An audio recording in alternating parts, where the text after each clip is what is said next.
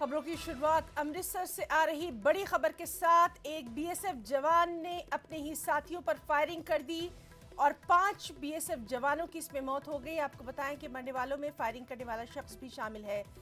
Miss में ये वारदात पेश आई। तमाम महलवकीन कांस्टेबल रैंक के जवान थे।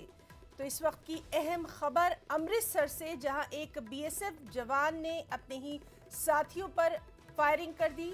5 बीएसएफ जवानों की मौत की खबर है। मरने वालों में फायरिंग करने वाला शख्स भी शामिल है। मिस में ये वाकया पेश आया और सबसे अहम कि तमाम महलवकीन कांस्टेबल रैंक के जवान थे।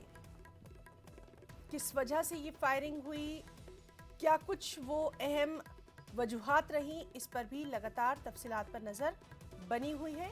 फिलहाल ये खबर अमृतसर से,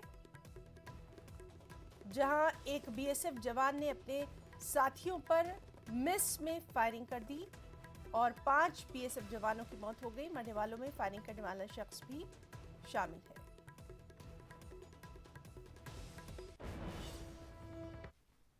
रूस यूक्रेन की